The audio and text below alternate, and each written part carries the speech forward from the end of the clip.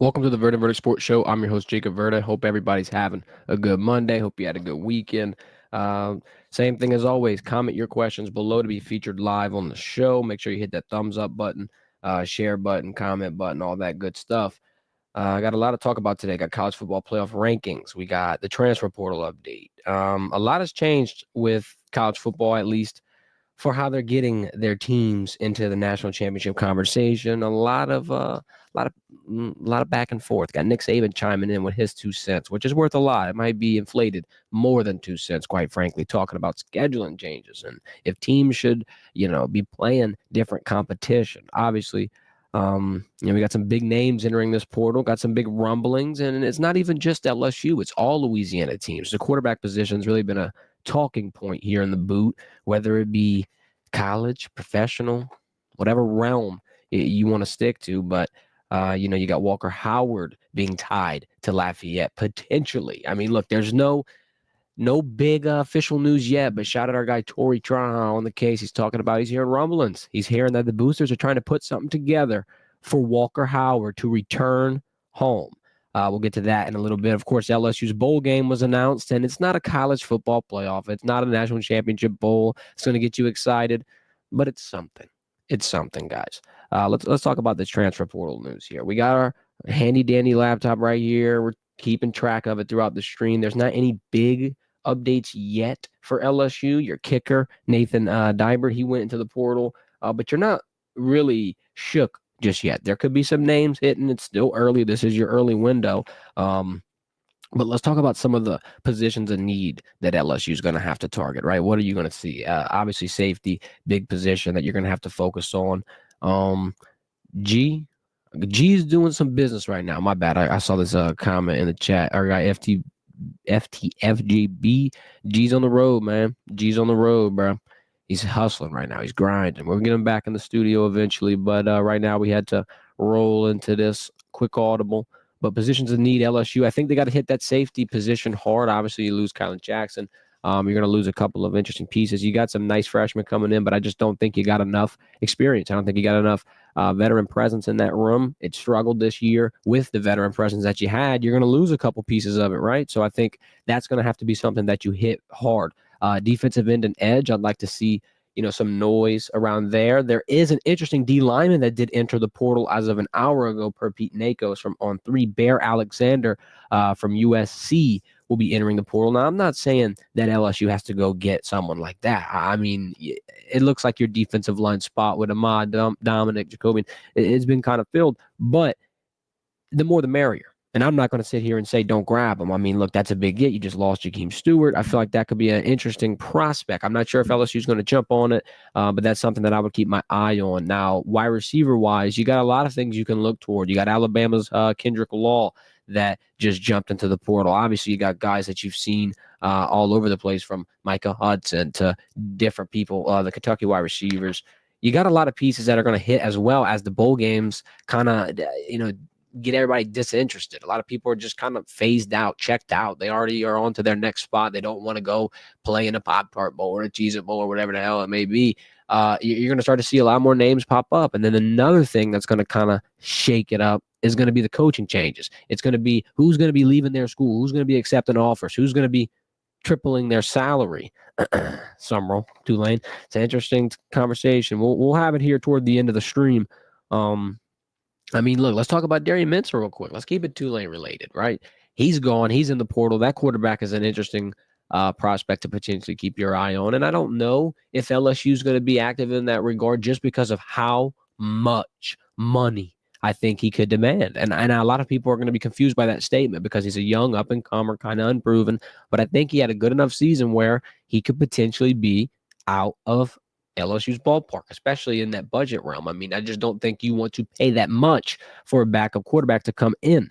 I mean, now it would be different if you needed a quarterback of the future and you needed to put someone in that spot to learn and be ready and prepped. But when you got someone like a Colin Hurley, I just don't know if it makes that much sense. He could potentially stay in the SEC, or excuse me, not stay. He wasn't in it, but I think Mensa could enter the SEC. I think he's that type of talent. I think, he's shown enough where he looks like a baller, But at the end of the day, you never know till you're in it. You never know. I mean, it's one thing to look at the water and think you can swim, but you got to jump in it and find out. It could be freezing cold, lock you up, and make you shiver.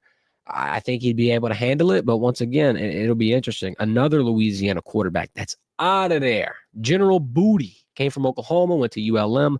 He's in the transfer portal as well. Transfer portal's jumping. I mean, it's hard to keep your team together. This is literally college free agency, and you're seeing it pay dividends for some teams, and you're seeing it kill others. Let's talk about the bowl game real quick for LSU. I know a lot of people are disappointed. Well, let me get to these comments. We got our guy Corey in the chat. Wants the big old lineman from Northwestern, talking about Bear Alexander getting coached by Bo Davis. Pairing them and having that trio, really the quad, because Ahmad Bro has been balling as well. I think that it's a very interesting look. I think you gotta at least, push forward a little bit. You gotta try to investigate. It's worth, the visit. It's worth the push. And then you're talking about Jackson Arnold fitting Sloan's scheme. If you have to get it, I mean, maybe because of the worth, because you're not going to have to get that much money. You're not going to have to, put in much for a quarterback like Jackson Arnold. And it could be one of those situations. You never know. Some quarterbacks do deserve a second chance. I feel like LSU situation, though, you need a lot of defensive pieces. And as of right now, I mean, it looks like the value on all these pieces are going up. So I would rather put the money in that spot. I'd rather put the money in the spot where you need instant improvement, because Garrett Nussmeier, I think he's your guy going forward next year. Obviously, you got to wait for him to make his, official final decision, but all signs are pointing toward Mr. Nussmeier taking over that reign and potentially, even handing it off to a Colin Hurley. But it's still very early, and you still got a lot of time left to be able to tell. Let's move on to the bowl game real quick. Everybody sound off on your reactions. I know it's heartbreak. I know it's painful. I know we thought we were potentially an SEC dog, and you finished 9th in the SEC. I mean, look, I know it's a 6-way Armageddon tie, but your conference record's 5-3. You almost went 500 in the SEC. That was very miserable, but they'll be taking on Baylor in the Texas Bowl on December 31st in Houston. 2:30 kickoff. Won't be late. Won't make you wait. Last time LSU was in this game, they played Kansas State and lost. But there was a lot of controversy. There was a lot of, quarterback rumblings. Who's going to play? The LSU has to put a wide receiver in that quarterback who's not a traditional quarterback. And then now you've got Garrett Nussmeier making his return to that very same bowl, eligible to play, stepping out on the field, and potentially announcing his return for next season, potentially showing that he's not only turned over a new leaf, but he's going to continue the tradition that LSU fans have seen at that quarterback spot through the last couple of years. And I think he's the guy to do it. I'm going to be interested to see how the performance goes. I'm also going to be interested to see how long he plays, because I think LSU does win this game. And I think if they do get up, even as soon as a second or third quarter, that Colin Hurley will get in and get reps. I think it's pivotal to see this, because you want to see how far he's come, how much he's progressed, how much can you trust him. I mean, I'm not saying you're not going to portal in a quarterback if he looks good, but it gives you that much more confidence. And it's not spring ball. It's not spring practice where you just see them playing against their teammates. Players that honestly know the plays that are coming. I mean, there's a lot of variables at practice that just don't show you true, authentic, real live game reps. And I think it'll be pivotal to see Colin Hurley in this environment. I'm excited to see him in this environment. Baylor, though, let's talk about them real quick. They're 5th in the Big 12, 6-3 conference record. They kept it within one possession in their games versus Colorado and BYU this year. We'll be there, of course. We'll be live with our coverage as usual. It'll be an interesting game. Like I said, I think LSU is going to win this. I think this is a moment where you could just watch and be impressed with the trajectory. Just be impressed with the growth. Just understand that LSU is still growing and still stacking days. It's hard to win in college football, especially in this day and age. It's harder than ever. You got a lot of things that you're going to have to keep keep on top of your mind. We got Maurice in the chat saying Colorado whooped them. I mean, look, they went to overtime now. It was an interesting performance. So I'm not going to scoff at Baylor. I think we should win, like I said, but I don't know. You never know, because I said this about USC, and I thought we should win against Florida. But that's neither here nor there. I mean, you always have head-scratching moments here in college football, and you just never, ever know. Let's see. Got American Patriot in chat saying, why is every other school put in their young quarterback? Georgia is a great example. True freshman came in and produced. And you also got Corey in the chat saying Nuss third, best quarterback in LSU history. Daniel second. Whoa, we got beef. All right, no beef, no beef. Nobody, no beef in the chat. Everybody chill.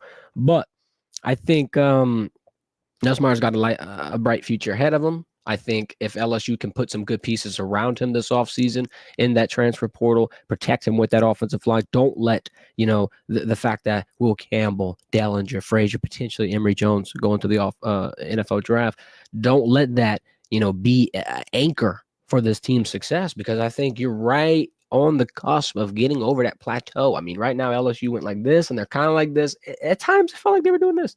But I think for the most part, you're at a plateau.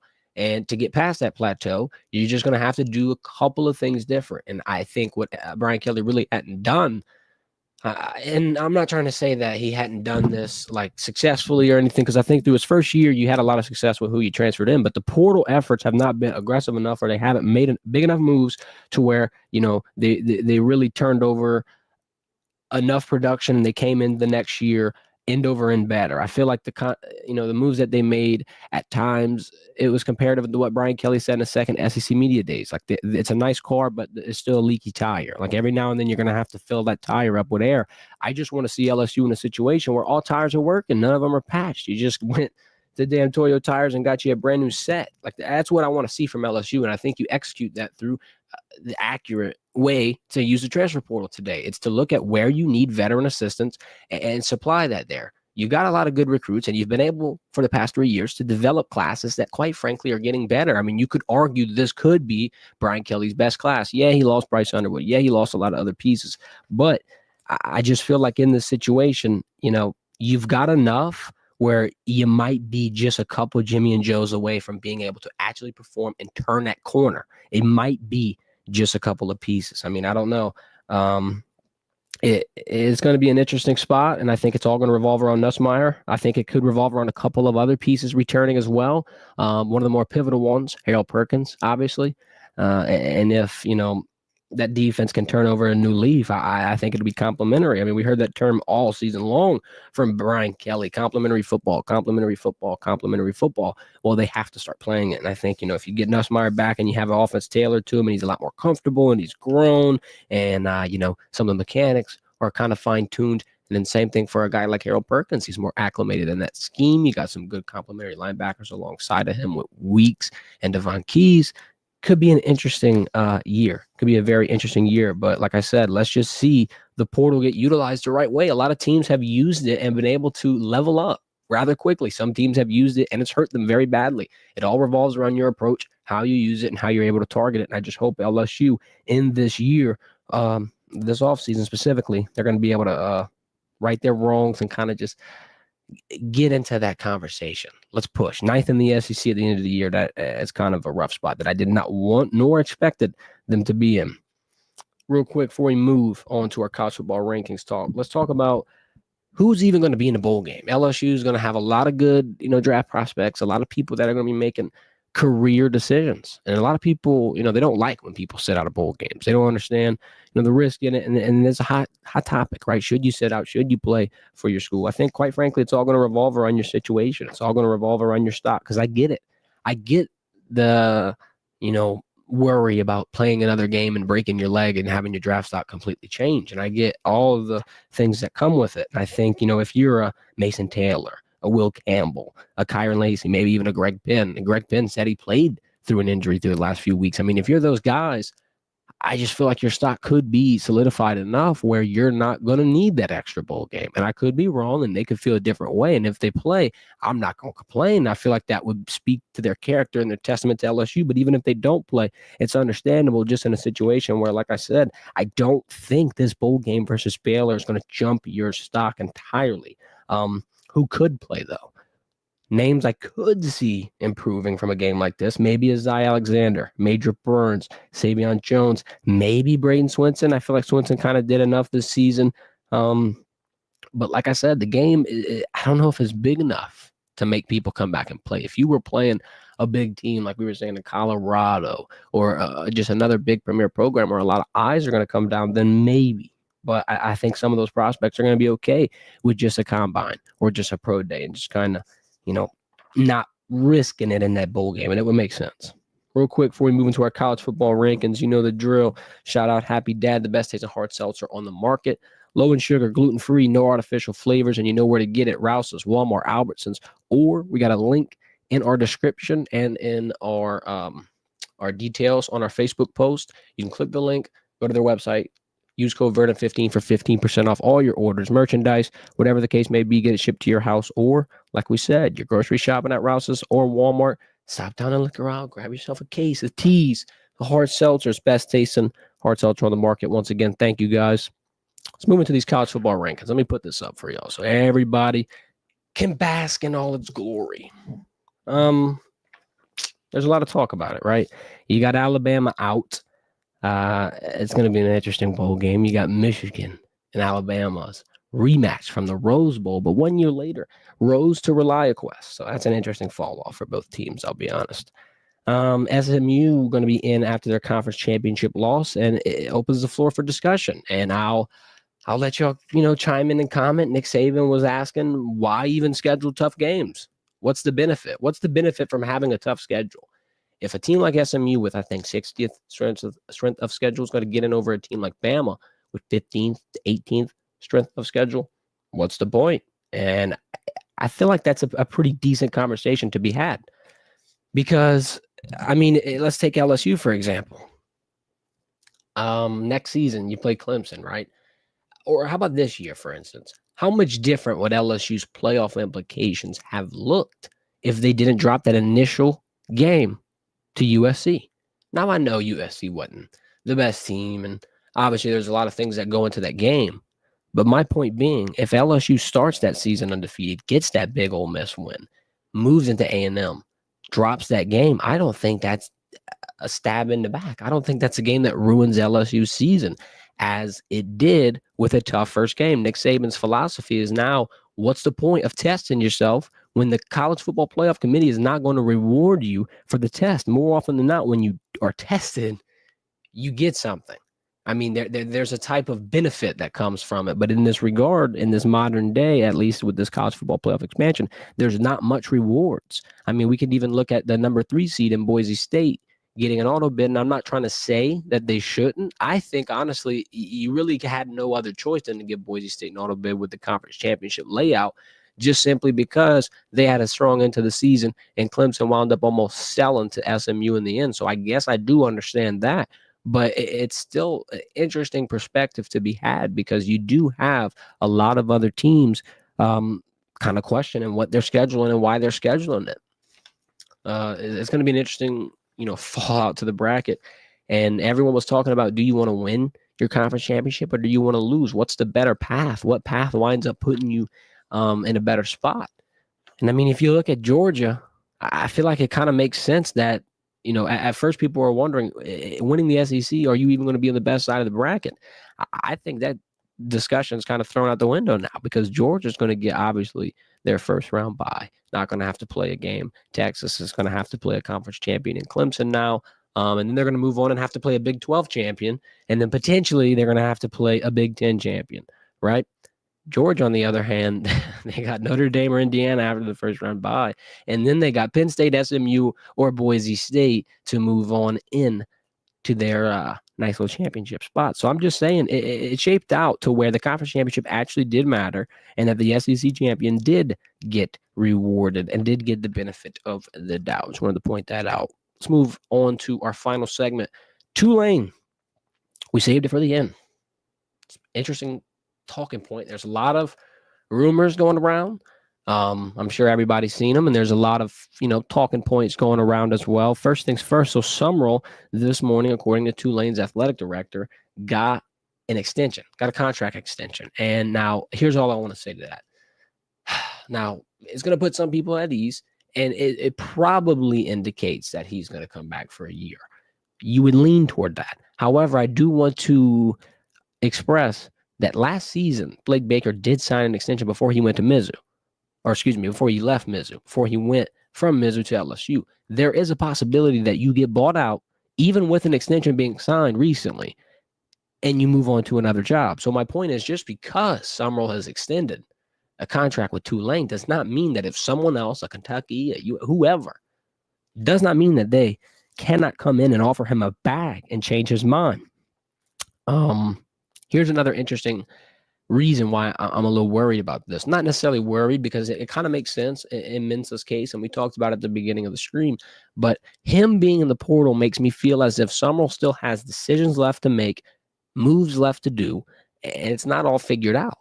I just don't think he's as tied down to that program as he would be if Mensa was there. And obviously, Mensa's feeling out that NIL space. He had a great year. His value skyrocketed, and he deserves a bigger bag. I get it. But I just don't know if that locked Summerall in for sure. If the extension was in and he had his guys on his team, no one was thinking about leaving. He didn't have any tough decisions to make. He didn't have to go into the offseason looking for who his next quarterback would be or whatever the case may be. Then I feel like it would be, okay, he's coming back. They're rolling in, potentially a last dance. I'm not sure. I'm just not sure if I'm convinced yet. It could happen, and I'm not saying Summerall's gone.